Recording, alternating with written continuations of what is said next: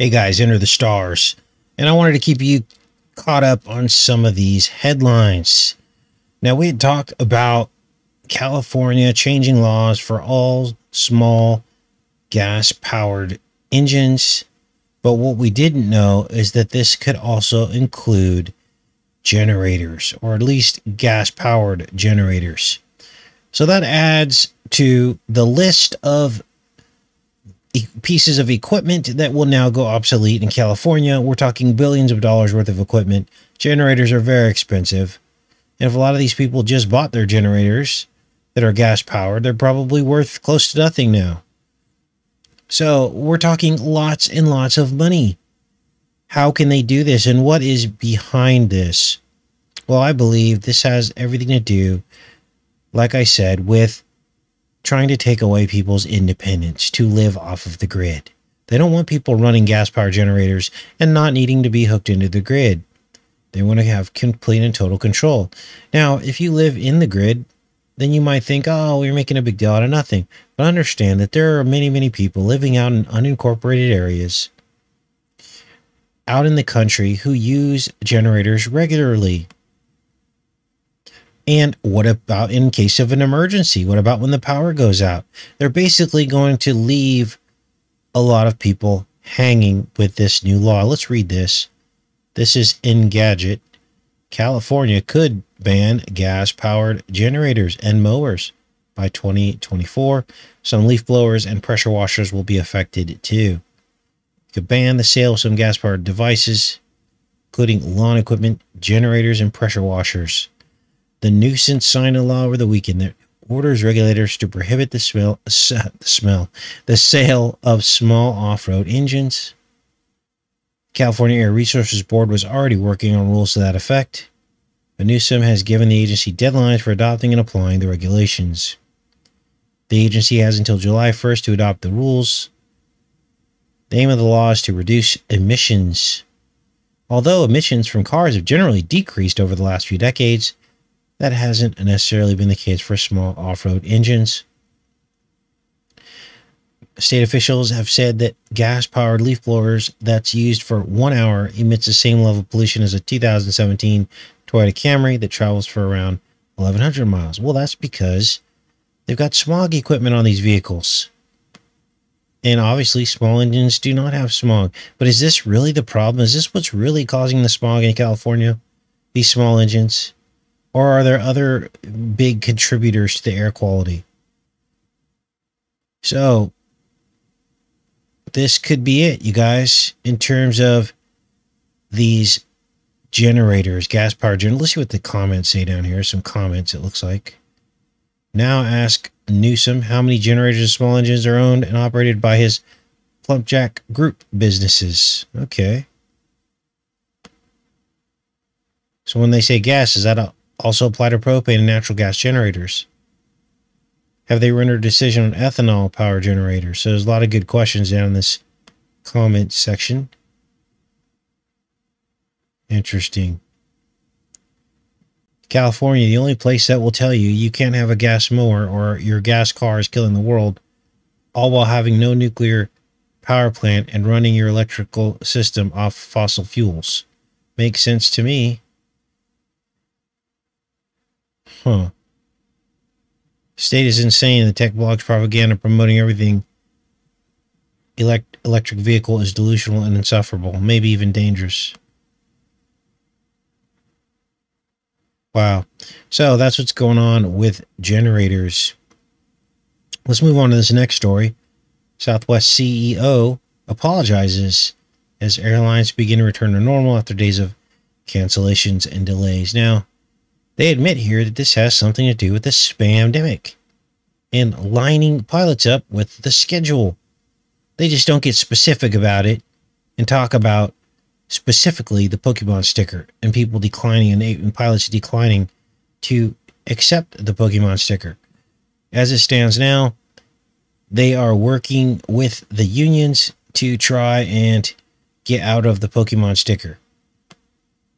So he's got all kinds of smoke and mirrors as to why these flights were canceled. Said something about having to do with air traffic control and the disruptions, causing the disruptions and the snowball effect. I don't buy it.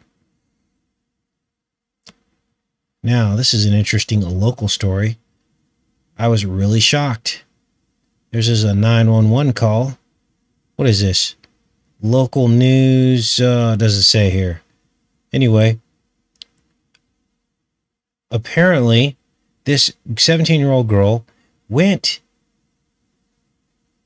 look at the t-shirt, it says kissed, went to get a sticker and got 6 doses. She got the entire vial, and a 911 call was placed. I mean, talk about crazy. Here's the transcript. A patient received 6 times the dose of Pfizer, and under our protocol, we're supposed to get EMS here.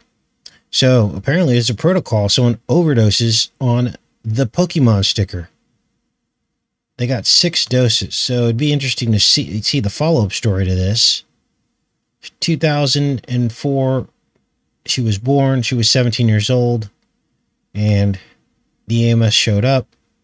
And there's not much more to this story. But what a trip, right?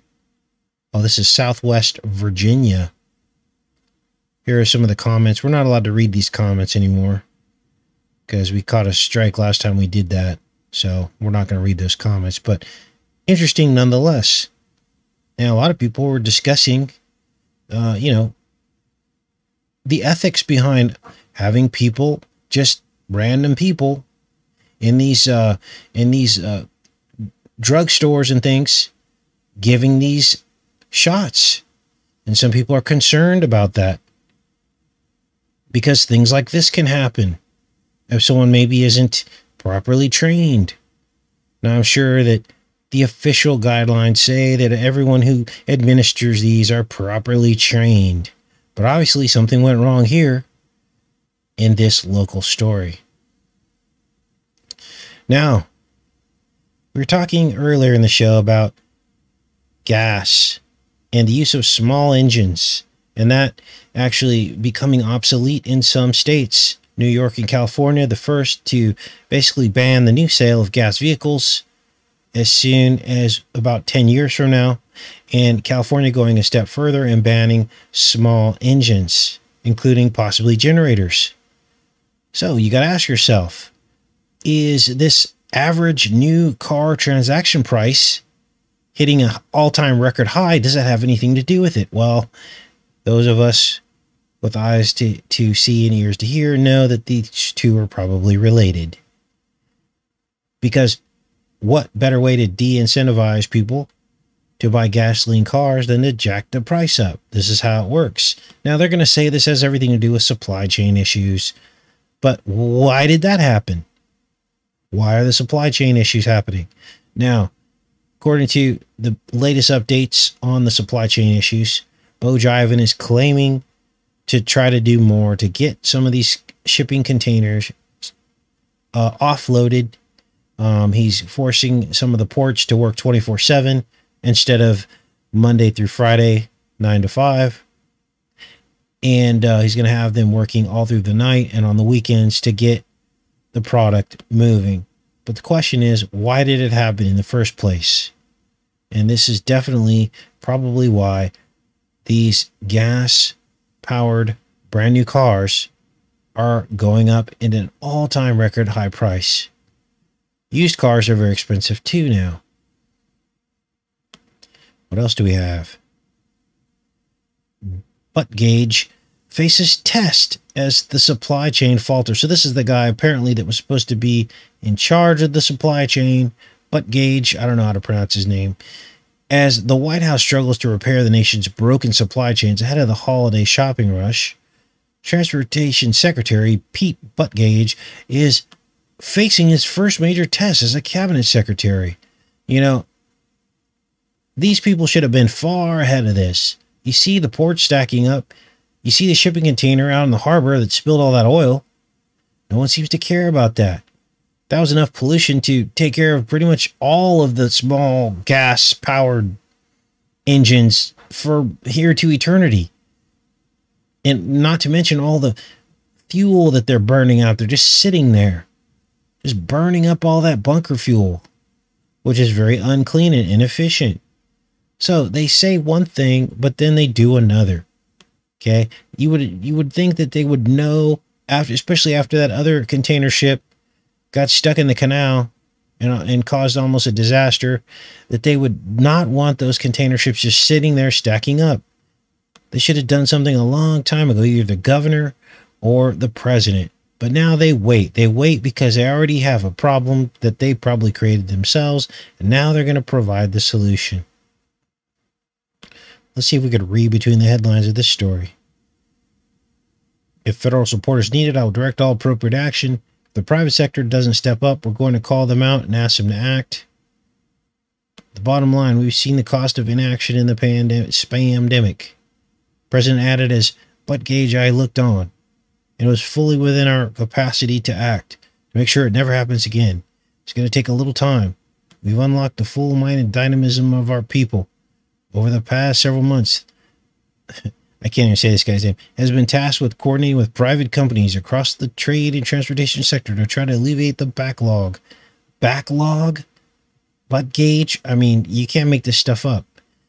At the nation's ports, Biden has voices resounding support of...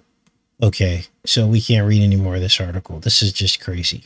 So they're going to have these people work 24/7 to get everything moving. Gosh, I wonder if they're going to bring in the National Guard. That would be interesting. I guess we'll have to follow that story. Now, policemen are standing up all over America. Chicago Police Union head urges the cops to defy the Pokemon sticker mandate. In the land of the lost, the head of the Chicago Police Officers Union has called on its members to defy the city's requirement to report their Pokemon status by Friday, replaced on unpaid leave. Wow. In the video posted online Tuesday, first reported by the Chicago Sun-Times, the Fraternal Order of the Police President, John Catanzara, that's kind of weird, FOP. Anyway, vowed to take Mayor Lori Lightfoot administration to court if she tries to enforce the mandate, which requires city workers to report their Pokemon status by the end of the week. So there's a battle raging in the land of the lost. Who will win? Marshall, Will, and Holly, or the Slee Stacks? I guess we'll have to wait and see. Let's go on to the next story.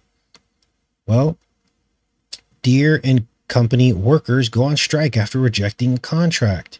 So, workers are standing up for better rights, better wages.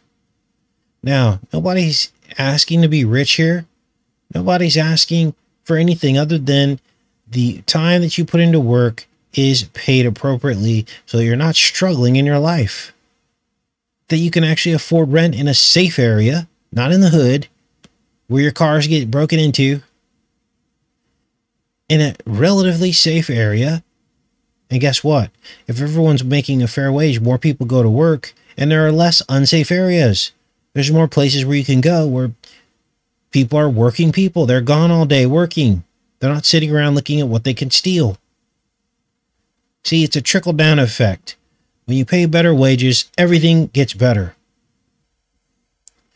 The first major walkout at the agricultural machinery giant in more than 3 decades. Wow, they just walked off the job at John Deere.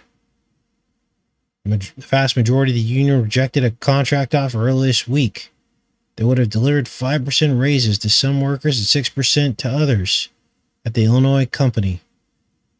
The almost 1 million UAW retirees and active members stand in solidarity with the striking UAW members at John Deere. So, John Deere standing up for better wages. So, IRS is sniffing around. They want to look in your bank account. Okay? Now, it's interesting how they just criminalize people. They call people tax evaders who maybe bought a car, a used car, and someone put a lower price than what the car was worth. Or if you pay a contractor with cash, you're now a tax evader. Well, I mean, who writes this stuff? Anytime you pay someone cash, they're saying you're a tax evader. Now, if that's the litmus test for a criminal, we've got huge problems, you guys. We've got huge problems. Let's read this article. Let's say I hire a contractor to do a project on my house. He asked me for payment in cash. It would be cheaper than if I wrote a check. We both know why. Cash leaves less of a paper trail, and the contractor might not report it as income. If he doesn't have to pay income tax on the money, he'll share some of his savings with me. Oh, you dirty criminal. You paid your contractor with cash? Oh, I'm calling the IRS on you. This type of gray market transaction happens all the... Ooh, it's the gray market. Parents pay babysitters and nannies in cash. Oh, you're in trouble now. I'm going to send the cops to your door and knock on the parents' door who have been paying their babysitters and nannies in cash. You're going to jail. It's not fair. You're evading your taxes. Waiters earning tips report a fraction of what they take home. Oh, you evil waiters. I don't even know they called them waiters anymore. What kind of article is this? They're supposed to be called servers. A fraction what the... So these people, some of these people in some states are making like $2 an hour. You realize that, right? Servers are making like $2 an hour and they live off of tips, but they want to tax that too. People selling used cars last hundreds of thousands of dollars off the agreed price on the bill of sale. They submit to the state so the buyer pays less in sales tax. God forbid you try to avoid getting a loan on a used car because you don't want to have to owe the bank anything. So you save your money and you save $6 or $7 grand and you go to buy a used car and someone tries to help you out a little bit. Oh, you are evil. Bo Jivin wants Congress to give the IRS authority to look in people's bank accounts as a tool to helping them find tax cheats. So now the truth comes out. This is not about criminals. Like they tried to say it was the millionaires and billionaires. It's not about that. It's about me and you. All of us have done something like this. Didn't know you were breaking the law. Premise is solid. Massive tax avoidance robs the Treasury. You've been robbing the Treasury of all of their money that they want to use to waste and leave equipment in Afghanistan. The trillions.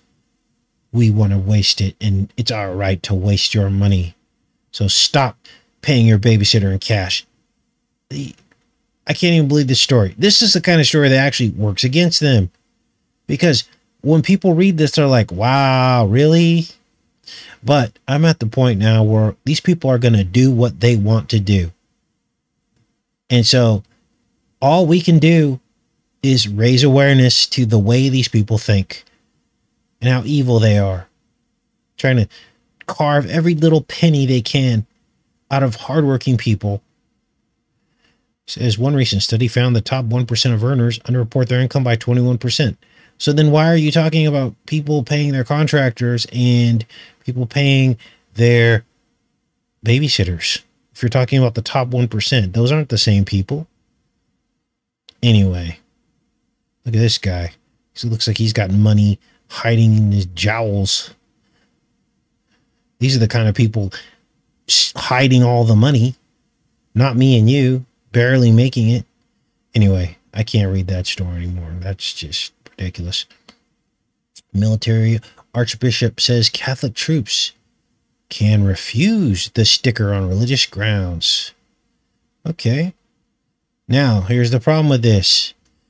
First thing they're going to do is say, are you really a Catholic? Which they shouldn't even be able to ask that question because your religious beliefs are personal. They're very personal. So here's where they get into the 501c3 and are you a member of that church? Because all of this has been written down. So this is kind of weird, right? A little bit of a turnaround. Because up to this point, wasn't the Catholic Church saying that they weren't going to do exemptions? Well, apparently the Archbishop of the U.S. military said on Tuesday that Catholic troops could refuse the Pokemon sticker on religious grounds. Okay, so that's good news for the Catholic. Maybe this will be also something that other denominations will follow suit with. I guess we'll have to wait and see.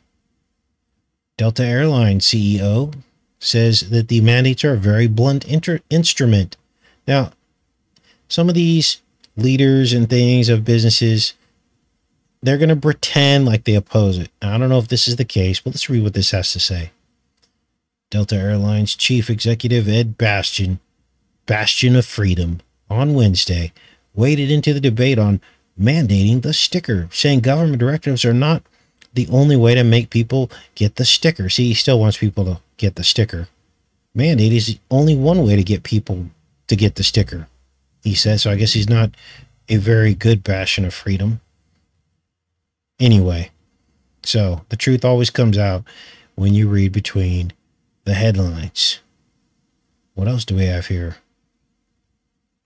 Federal judge in Texas said United must pause its sticker mandate for employees seeking a medical or religious exemption. This is good news. One judge standing up.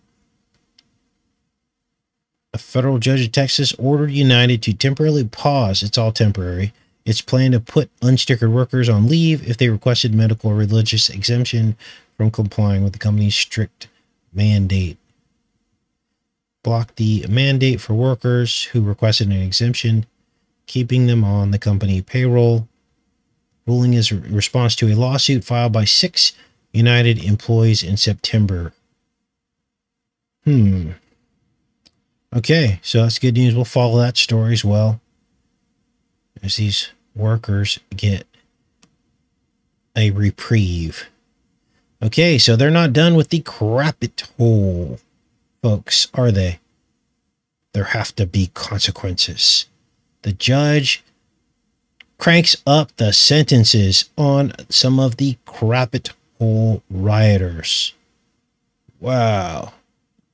There's a lot of people getting roasted right now. Still, here we are, 9 months later. Ranging from 14 to 45 days. Their sentences on 4 people who pled guilty to unlawful parading and picketing inside the rabbit hole building. Wow. 650 people have been charged. So this is a higher number than before. I think there were only like 500 or 600 before. So the roundup continues. The honey trap continues. And you don't hear one word from the T-Man to defend these people who he asked to show up. Should tell you everything you need to know right there. And last but not least, we told you in March of 2020 that eventually you would need one of these to get on an airplane within the United States. And it looks like we are having that debate now. Should passengers be Pokemon stickered or tested to fly within the U.S.?